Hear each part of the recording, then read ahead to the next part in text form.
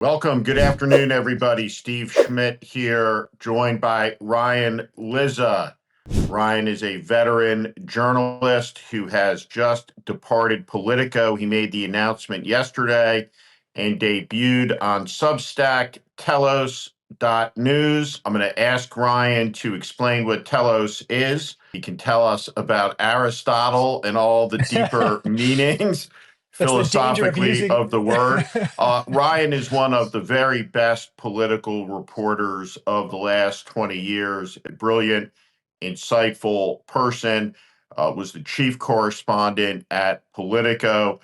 And he has announced that he will be starting up a new news organization, Telos. And I'm just going to read from the beginning of it so you have an idea here.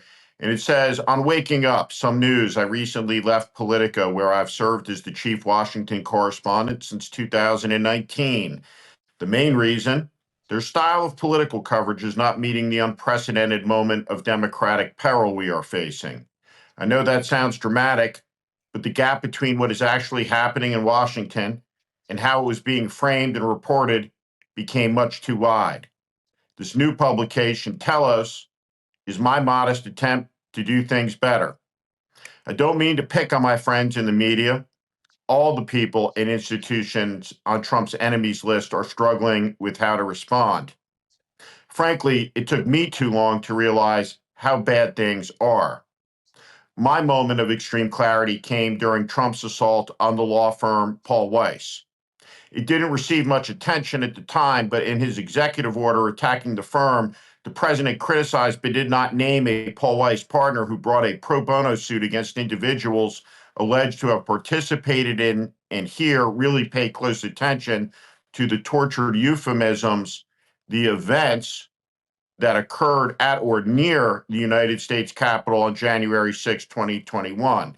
That unnamed lawyer is Joni Ernst. The suit that she helped bring was against the Proud Boys and the Oath Keepers for, as she described it, with justifiable pride in a 2023 interview, their role in planning out and carrying the deadly January 6, 2021 attack on the U.S. Capitol. Paul Weiss was also proud of her work. On its website, the firm celebrated her victory. At any rate, the Proud Boys are a white supremacist group that has a penchant for violence. As part of their reign of terror, the Proud Boys targeted Metropolitan African Methodist Episcopal Church in a racist attack on December 12, 2020, just 3 weeks before the January 6, 21 insurrection. More than 700 Proud Boys descended on D.C. for a Stop the Steal rally that they extended into a night march, attacking Black churches, including Metropolitan AME, and destroying banners expressing support for the Black Lives Matter movement.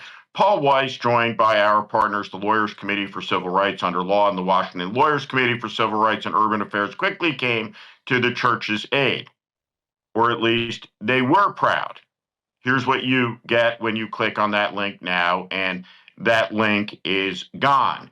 The original webpage is gone. Memory hole deleted from the firm's own accounting of its historic success. So you wrote a story about Paul Weiss disappearing its history. You said in the opening paragraph of that story that you were leaving Politico because you thought, and it said, that journalism that is necessary in this moment needs to be created from outside the institution that you worked at. And tell me what happened next. You got a letter from a Politico attorney telling you to take down this story. Well, first of all, Steve, thank you for having me here. This is a real Yeah. turning of the tables moment. Here I am on your with your massive audience. The last time we did this, I was at Politico, and you were on my podcast. And I really appreciate, first of all, the conversations we had over the last few months in terms of what a great platform Substack is, and you've really helped me think through whether going independent was the right thing for me. So thanks, and it's good to see you. The last night, I wrote a story about this morning. last night I received a couple of phone calls from a number I didn't recognize, and they left two messages. It seemed very urgent. There was a little bit of a technical issue that the person who left the message didn't complete, didn't, the first part of their message didn't come through. And so it was garbled. And all I heard was something about a violation and that I needed to take it down immediately. And I thought, what the fuck are they talking about? Take what down?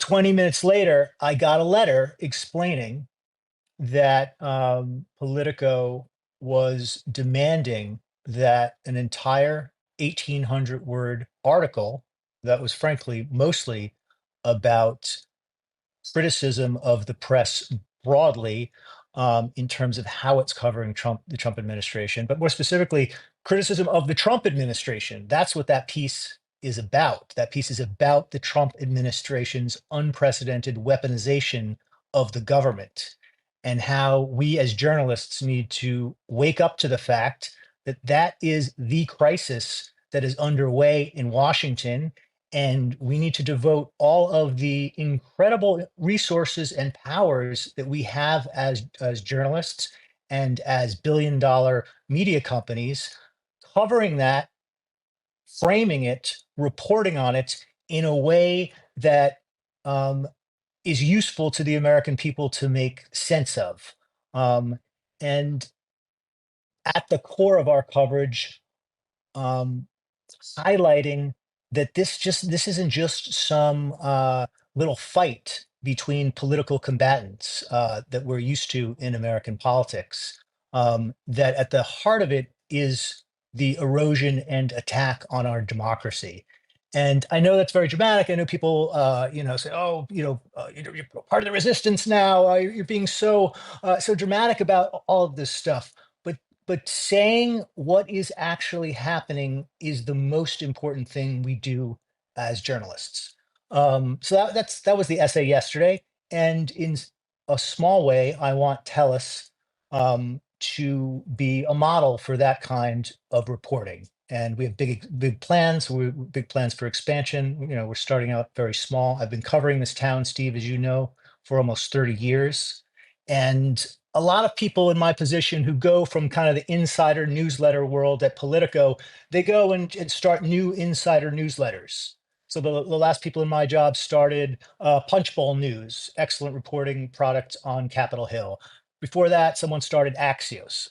These are basically companies that are insider guides to Washington for corporations, lobbyists, other people on the Hill.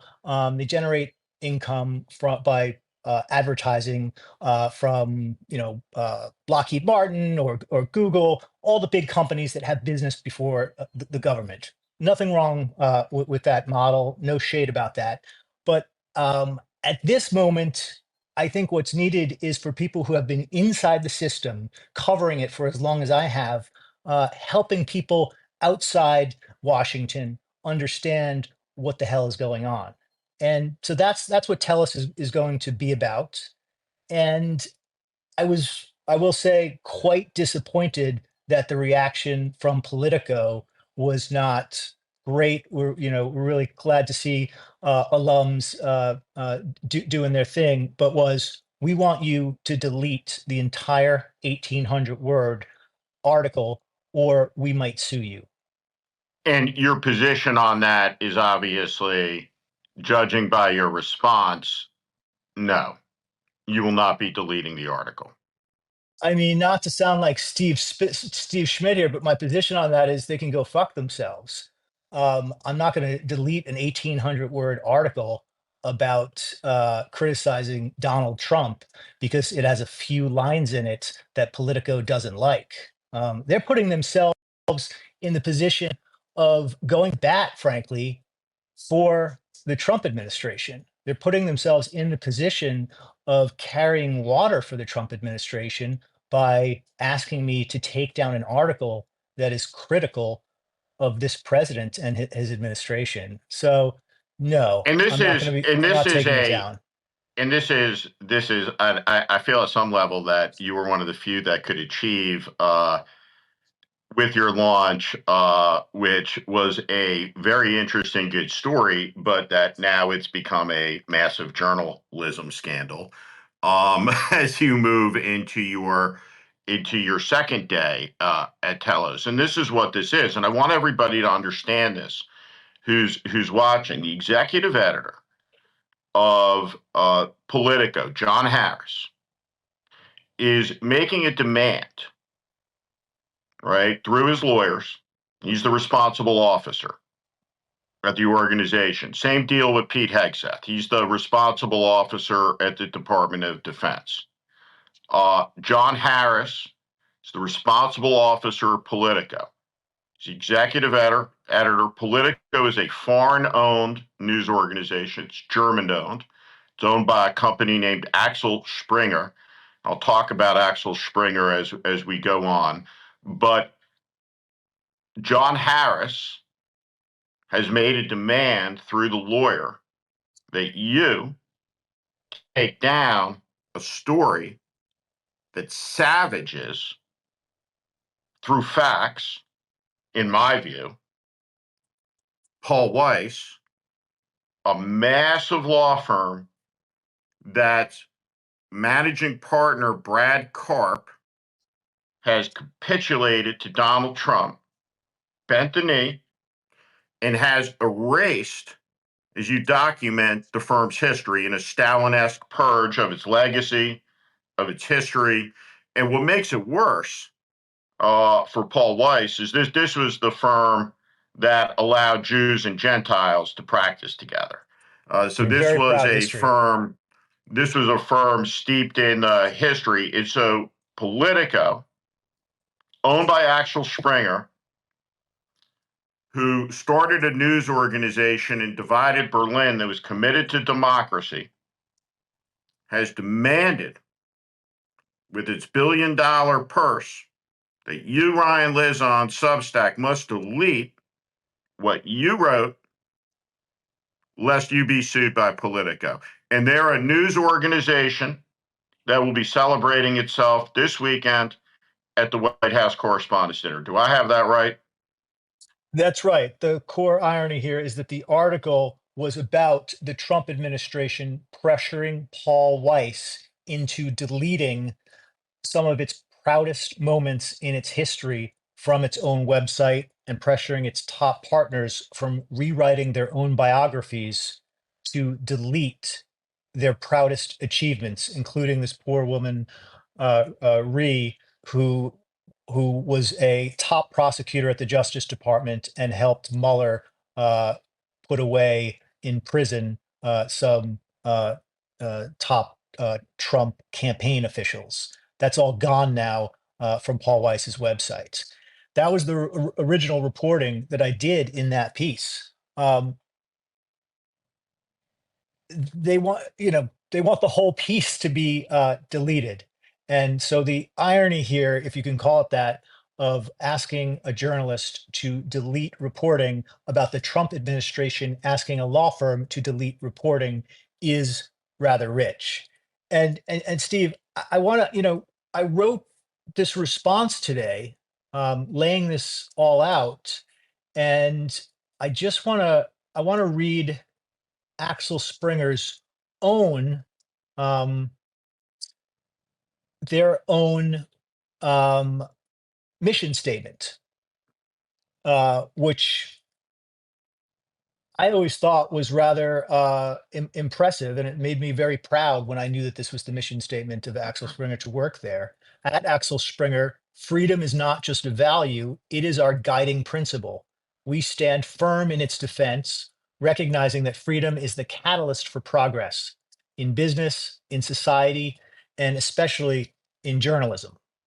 And so I asked my friends at Politico, uh, Matthias Dofner, John Harris, Jonathan Greenberger, to read that very, very carefully, to read their own mission statements about what the company means, and to think very carefully if they want to go down this road of trying to censor a journalist because of a few lines in the piece that they found overly critical, and they allege violate some boilerplate language in a contract about non-disparagement.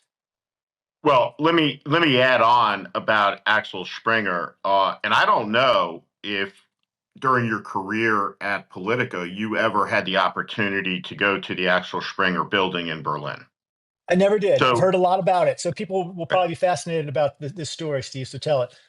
so the Axel Springer building in Berlin is truly one of the most extraordinary buildings I've ever entered, and it is a stunning building. I have never, and I mean ever, seen a newsroom the likes of the Axel Springer setup. Yeah, I've heard But this. the building, literally through the lobby, is where the Berlin Wall ran.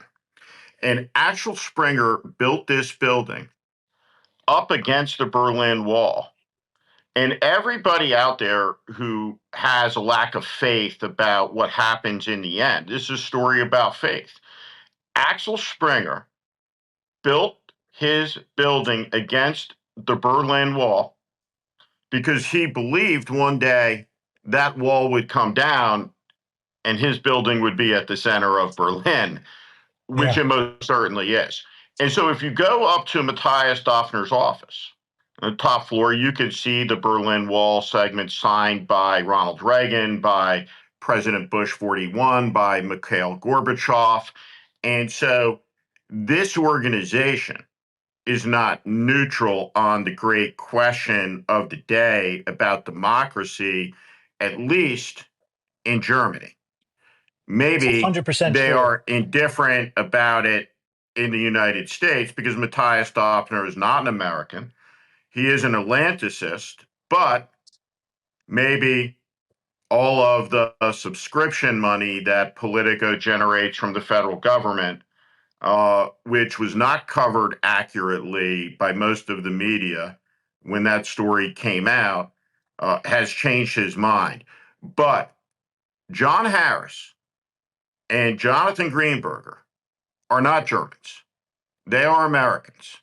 And John Harris, as the editor of Politico, should have a passing familiarity with the First Amendment. And I want to say to all of you who are listening to this, subscribe right now to Telos. Hit the button, follow, and support Ryan's journalism because we're going to need more of it to get through this. There is another journalist that I helped introduce on Substack named Tara Palmieri, also a political writer, and Tara wrote a story on hers, The Red Letter, and I urge everybody to subscribe to The Red Letter. The details the meeting between Donald Trump and Laura Loomer in the White House.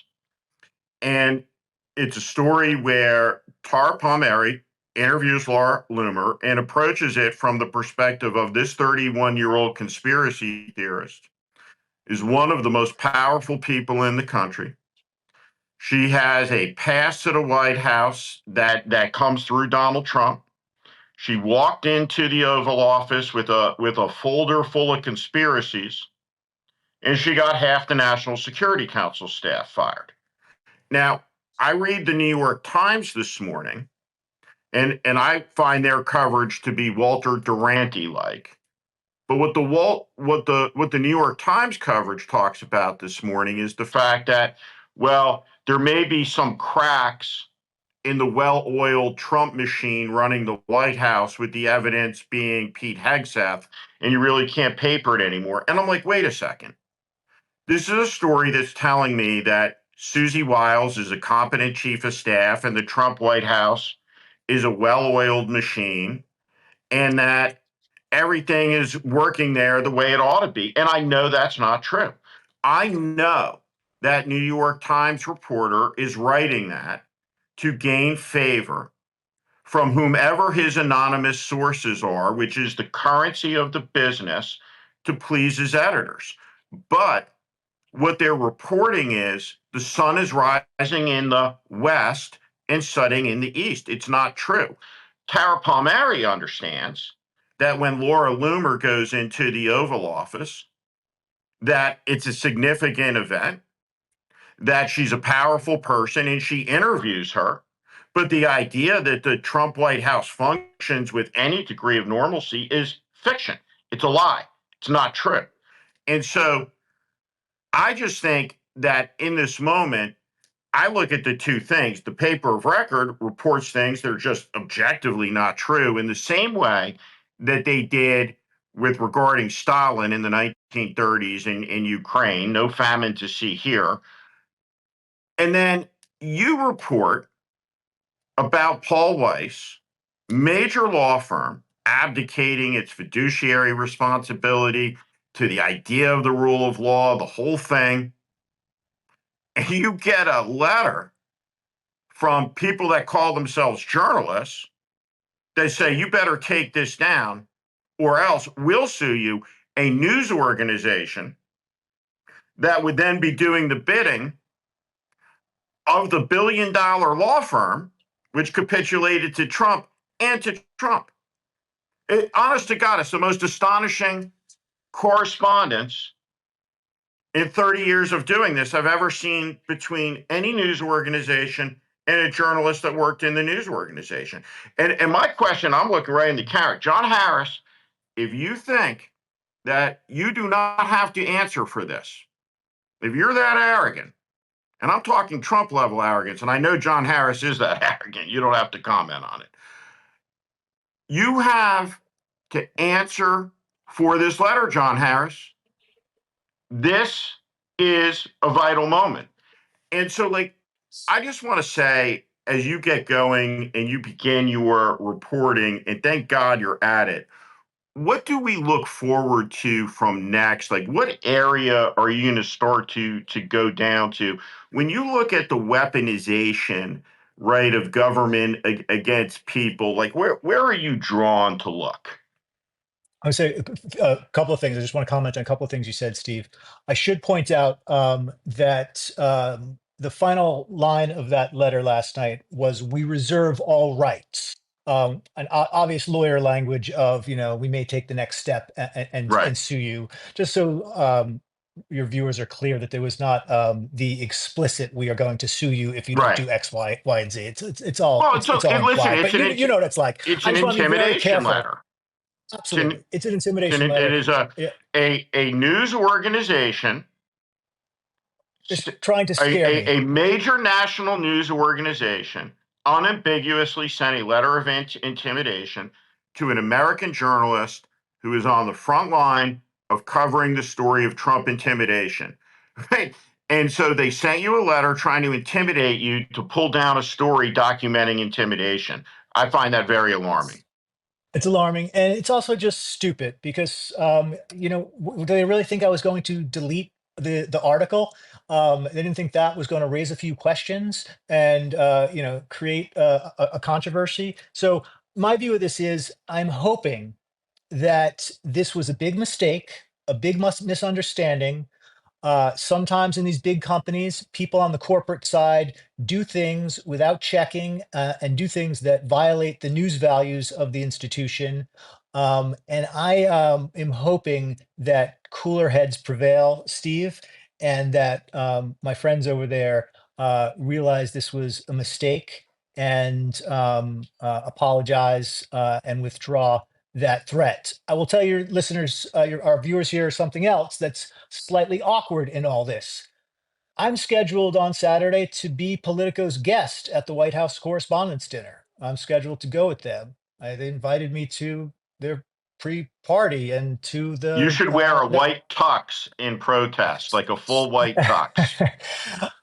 so I'm my view is that cooler heads will prevail, and by this weekend, there will be an apology, and we will be able to put this behind us because I don't think any news organization wants to be in the position when they really think about what they're doing here of censoring a journalist and demanding him that he memory hole an article about the Trump administration pressuring a law firm to memory hold their own history. I don't think they want to erase my very modest attempt to make a living through Telos and the article that introduced that. I don't think that they, if they really think about it, that that's what they want. But that is their official position as we sit here right now.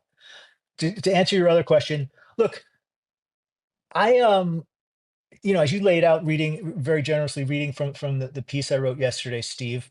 Um, to me, the core issue of what's going on in Washington, the crisis is an administration that is weaponizing the state against the American people.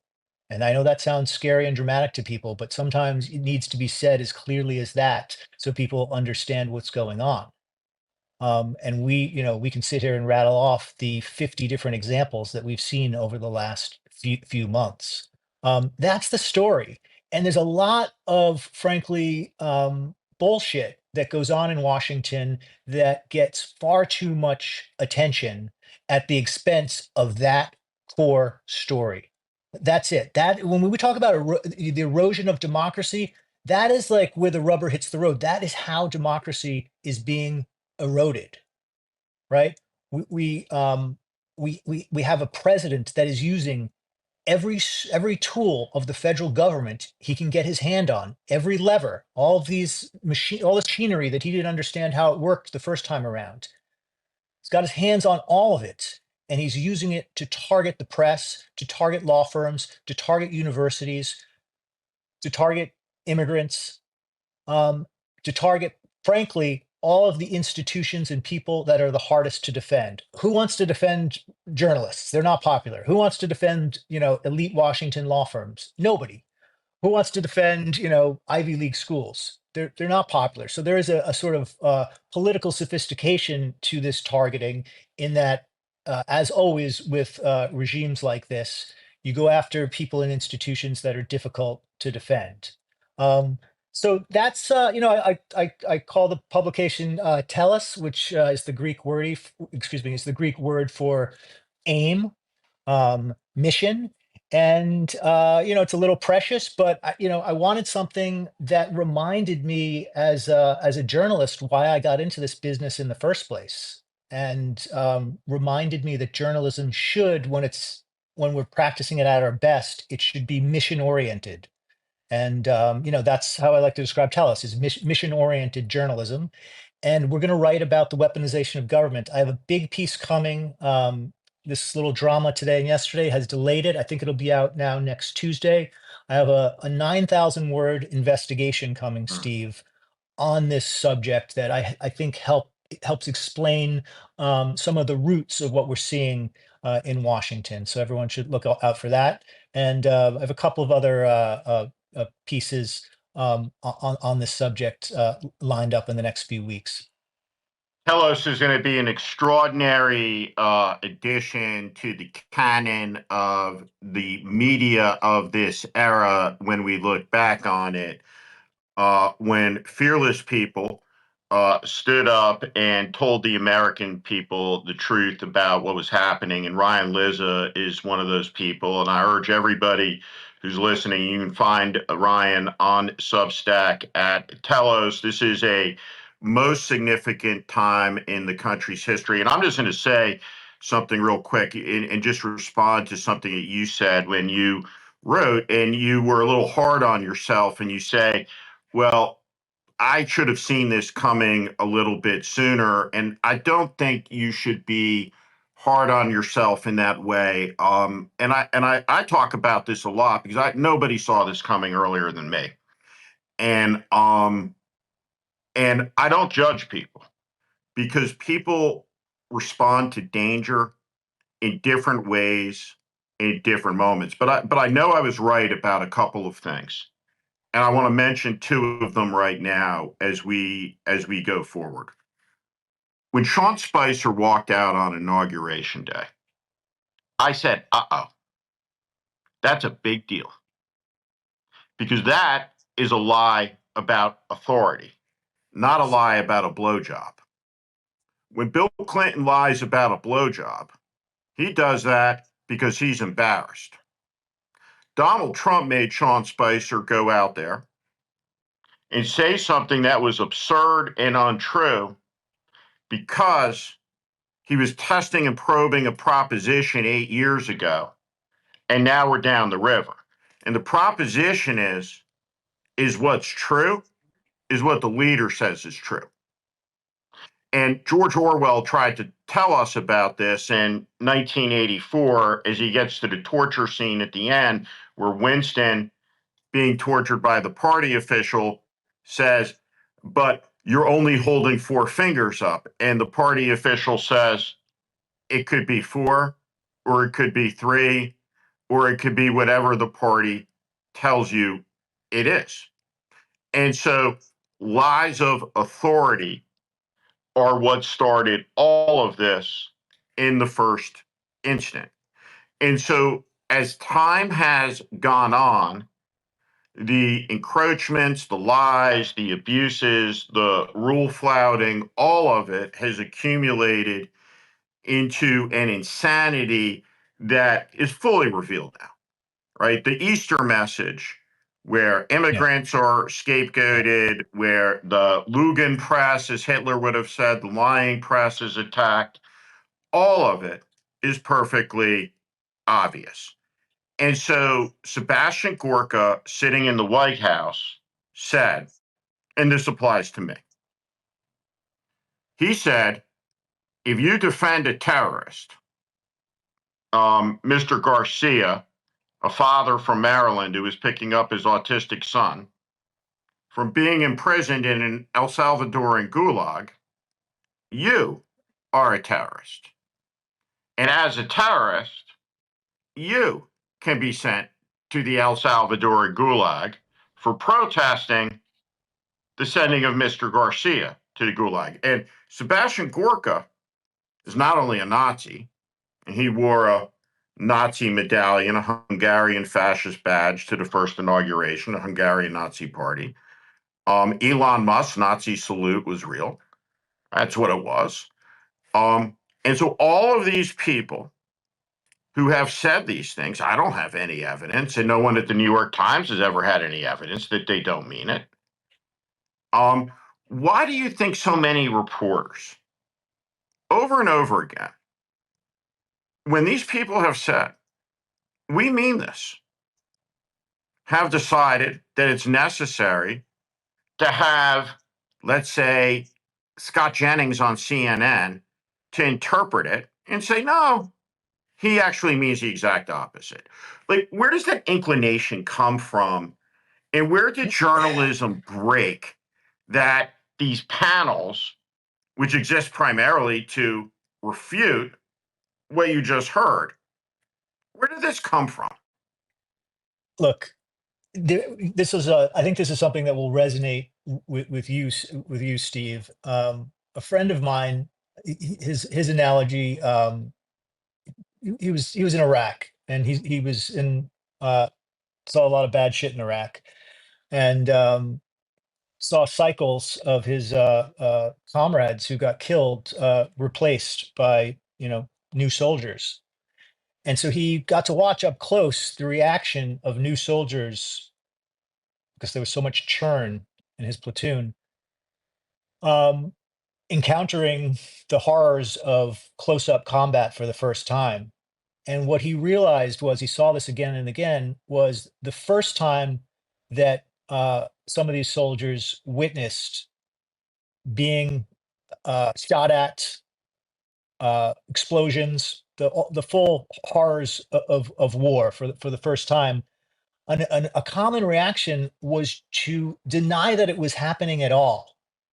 It always stuck with me, because I always thought that was such a human instinct when faced with an existential threat, to just not be able to wrap your head around the fact that what's happening is actually happening.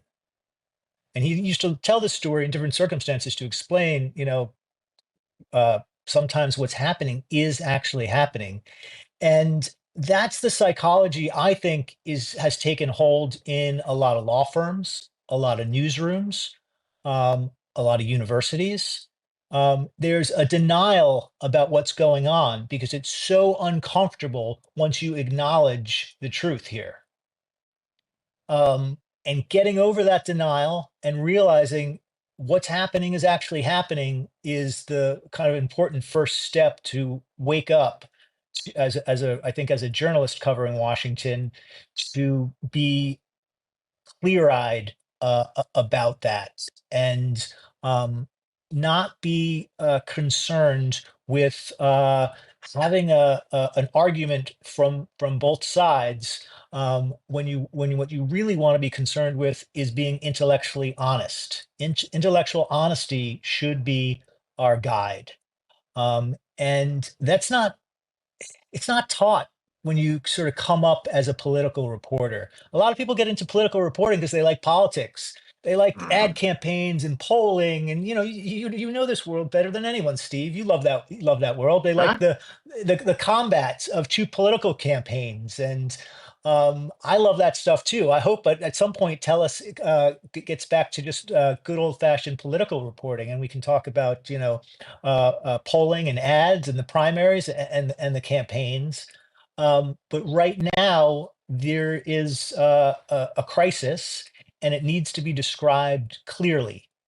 That's the first step for people solving it, and it needs to be framed in a way that can help people do something about it, rather than just throw their hands up because everything is reported as an intriguing tennis match between two political combatants.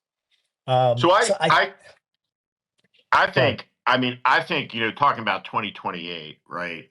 To this end, right, politically, um, Gretchen Whitmer may be a great governor of Michigan. I honestly, I have no idea. I don't live in Michigan. I know she ran on fixing the roads. People seem to like her, but under fire, and she was in a way in the Oval Office.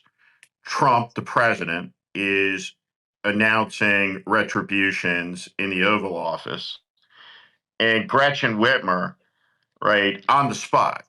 You have to react. There's no staff, right? This is Gretchen Whitmer, the leader. It's a moment of testing. I've had a couple of these in my life. I jumped off a boat to save someone in the Hudson River. I walked into a fire. You have to make decisions, right? That was Gretchen Whitmer's decision. I'm going to hide behind my blue folder, right? Jake Tapper and Alex Thompson are writing a book about the Democratic cover-up of Joe Biden's condition, and Tim Waltz goes on, and question is, what say you, right? Why did Trump win? And it's just completely incoherent. So I think, right, the threshold question: you want to run for Yeah, president? Why did Trump win? To every Democrat, and it's a 30-second answer. It requires honesty. Um, what's the nature of the threat? Right, requires coherence. And what are you going to do about it? And so, like, I had on Congressman Jake Auchincloss last week. Why isn't he a top tier presidential candidate? Right, by on the list. He didn't need to check with 50 advisors. He's completely coherent, absolutely has a vision. I said, if you were running for president, I say, if you were president, what would you do here? And the answers were extraordinarily compelling to me. When you look at these candidates in 2028, to me, what you're talking about is the absolute threshold table stakes issue is, can you answer the first question of the campaign? And so far, you've had three candidates that are top tier in my estimation, and I feel like I got a lot of experience in it. Commit harikari in the preliminary stage here. So as you look to 2028, I think you're one of the most astute observers of this stuff that there is. like what do you see as kind of the threshold table stakes? So I don't think any of these people that Yeah. are on the kind of mainstream corporate media lists right now of these are the front runners, right, are the front runners. None of them, with the Yeah. exception of AOC, who will be a big factor in the race. Yeah, I agree with you. It's going to be it's going to be wide open.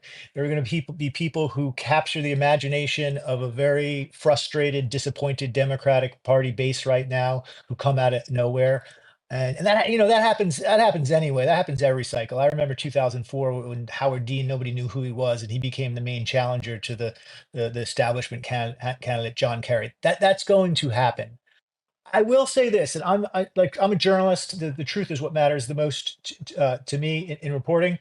I will certainly acknowledge in politics that the Democratic candidates will have to make judgments about how much what we're talking about here and what we're concerned about here, how much politically how to talk about that politically. I'll give you an example that I've been thinking about recently. There will be a coordinated effort to get by Trump's allies in the midterm elections next year to get every Democratic candidate on record about whether they want Trump impeached or not. The idea behind that will be to argue that if you give Democrats control of the House and or Senate, they'll waste their time with investigations and impeachment of Donald Trump. I just putting on my political hat on. I think that's a tough question for Democrats to answer. I think there are plenty of things Democrats could point to say this man should be impeached. This is what the impeachment clause was meant for. Um, I don't know one way or another if that's good politics for them. And so that's on my mind a little bit, Steve, because I think it helps. It will help determine how some of these Democratic primary candidates in 2028 talk about what we're talking about right now and articulate in a clear way. This is the problem. This is the danger. But we can do something about it. And by the way, it's not the only problem.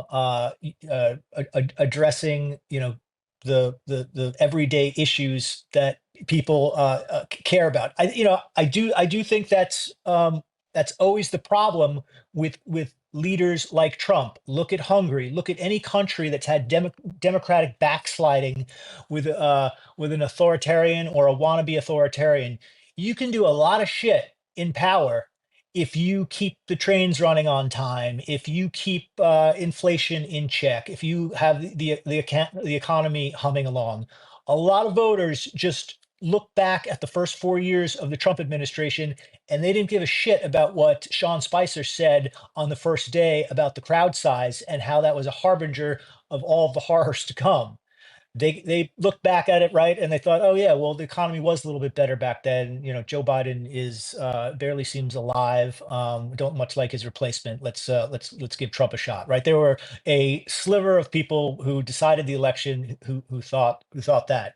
Um, and so I do think that Trump's in a different situation right now in terms of his recklessness when it comes to things like the economy. But we should never underestimate the what authoritarians in otherwise peace with peace and prosperity, what they can get away with, and how you have to address both things. Well, one thing that is certainly to be true in this coming election cycle is the economy is going to be in a terrible mess. And That would be a so, big, yeah, right. So, absolutely. That's what is different. I mean, he's wrecking the economy. So in some sense, it's not the Orban model who, when he came into power, he did a few things that people appreciated, right? That allowed him to take advantage of and take control things. Putin's the same story. I mean, right? Like you can't fully get to the Putin level without keeping your eye on making sure people's basic necessities are taken care of, right? There's a lot of like wannabe dictators who don't get to that point because they didn't take care of the basics. That's sort of my point. But what you're saying, Yeah, what you're and about to say, Steve, is Trump's going to wreck the economy. yeah, I mean, he is. Listen, I used to do a fair amount of skydiving, and when you pull the ripcord, right, you don't go up, right? I know that, like in the video, it looks like the parachute goes up. When you pull the And you get ripcord, yanked. you're Yeah, still falling down, right? So yeah, having yeah. an I've jumped a argument couple of about times, so what's I know going to what you're talking happen about. in the economy is like having an argument with somebody who's telling you you're going up while you're going down, right? Gravity does its thing. Yeah, Um, when you look at the totality of this moment, the really the benefit, the number one thing that Donald Trump has going for him is the Democratic leadership of the United States Senate, right? And so, and it's don't not disagree. we're not talking about Democrats, but no serious, in my view, opposition party that has a meeting with 48 people in it, whatever, 46, however many are in the Democratic caucus, that goes into a meeting and emerges from it. Chuck Schumer's our guy. We'll follow him everywhere. Is just not serious. And I think that one of the dynamics you're seeing out in the country is that the opposition movement is not controlled by the Democratic National Committee. In Absolutely, fact, absolutely. it's a reaction to the Democratic National Committee against the Democratic leadership in many ways, just as it is against the Trump administration, right? And so there is no opposition in Washington. And I just wonder, when you talk to Democrats in Washington, if they see it that way, if they appreciate the degree to which they are held in contempt, right, by their Democratic constituents in all over the country. And, look, I wouldn't say they all do. I mean, there are a lot of most Democrats in Congress are in comfortable seats with no fear of losing, right? Senate and House. And so when you get to that level of comfort, your life in Washington becomes about Washington. Not to say they don't do things for the constituents, but they don't have those they're not as sensitive to political pressures back home anymore.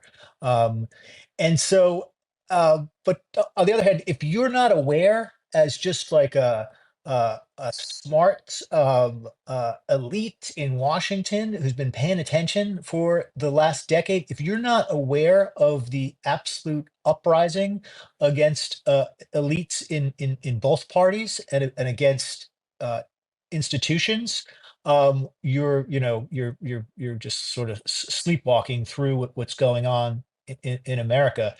And so I think even the candidates in the safest districts or in the senators who just live in the Washington bubble are at least dimly aware that there's a populist convulsions that have been rocking the country for a long time now, and a long time, an economy that hasn't been let's just say an economy that could be a lot worse.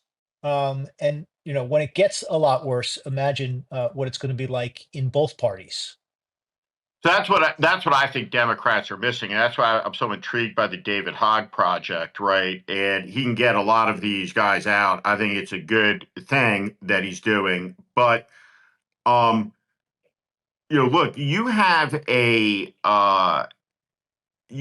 political party that I think looks at the moment and says we're going to benefit because of all of the things that Trump is doing and the rejection of the voters to that.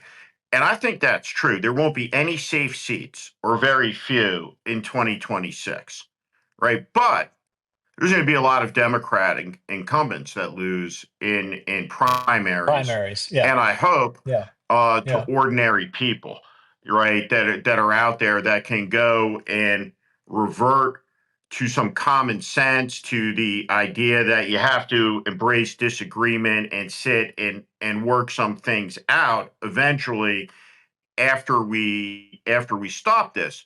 I'll give you a perfect example. Yeah. Like in Iowa, Joni Ernst. Joni Ernst ran as a farmer, famous ad, talking about I castrate the hogs on the farm and I'm going to go to Washington and cut spending, which obviously she didn't do. What she did do is go to Washington, get a glam makeover, and then bang the chief lobbyist of the United States Navy, a two-star admiral. She was banging him.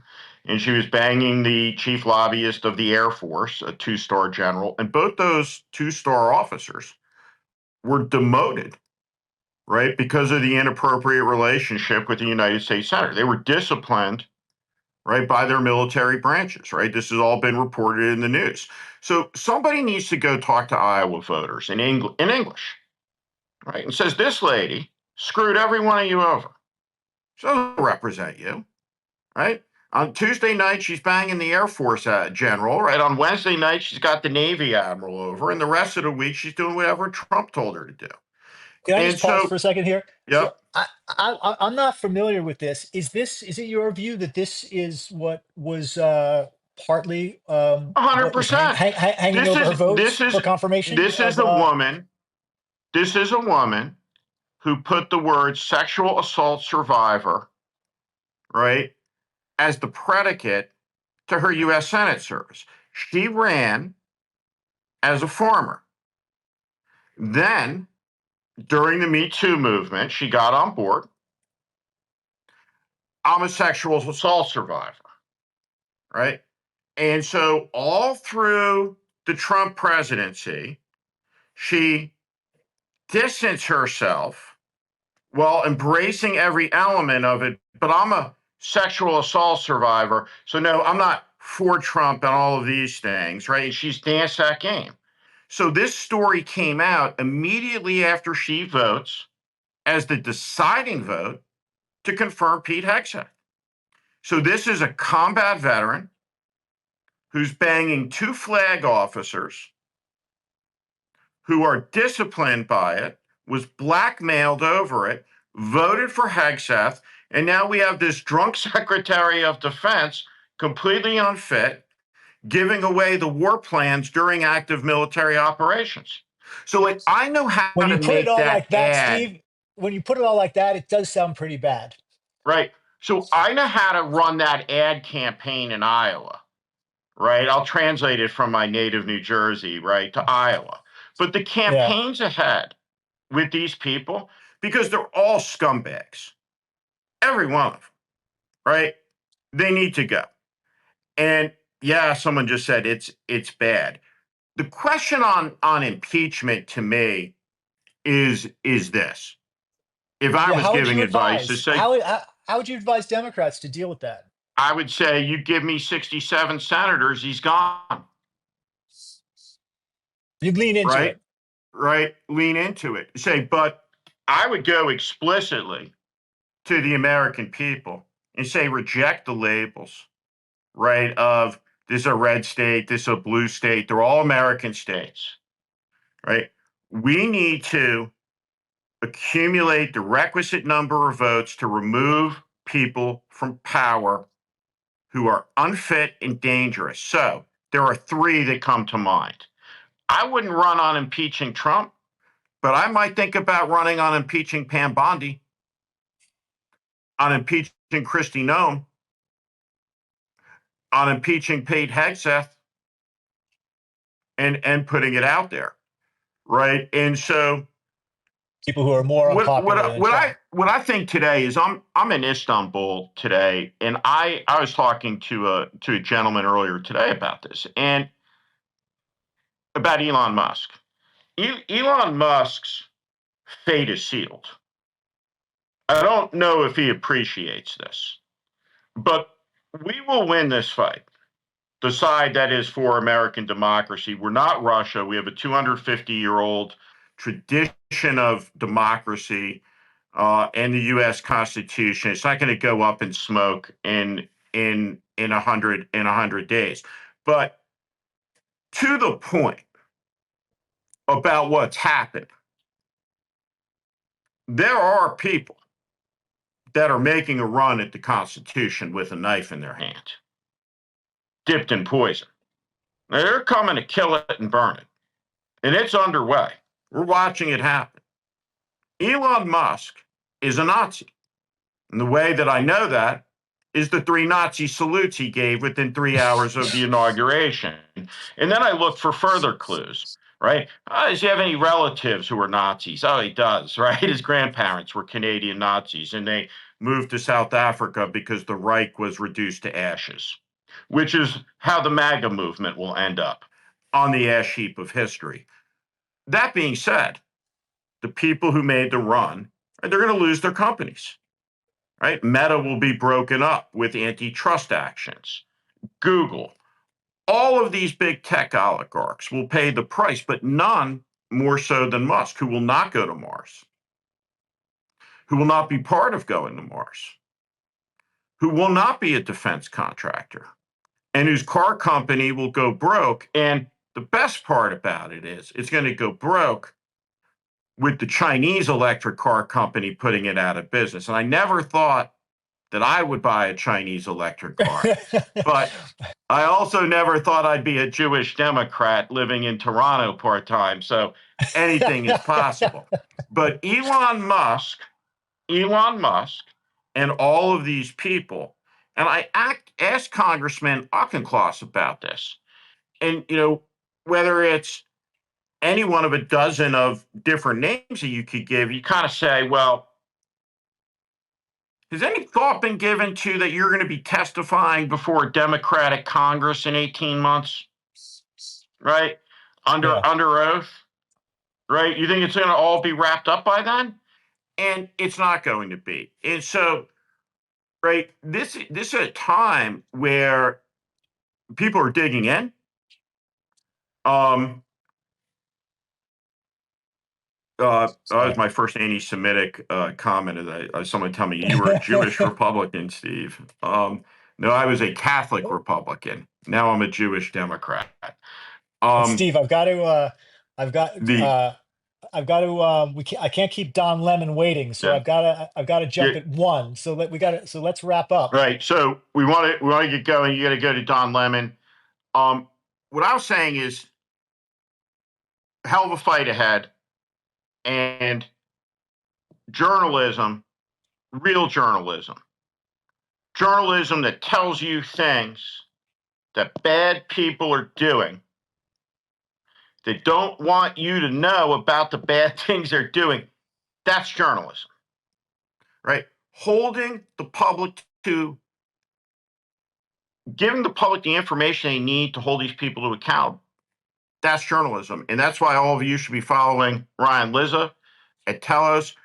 Big investigative report coming out next Tuesday, Ryan said.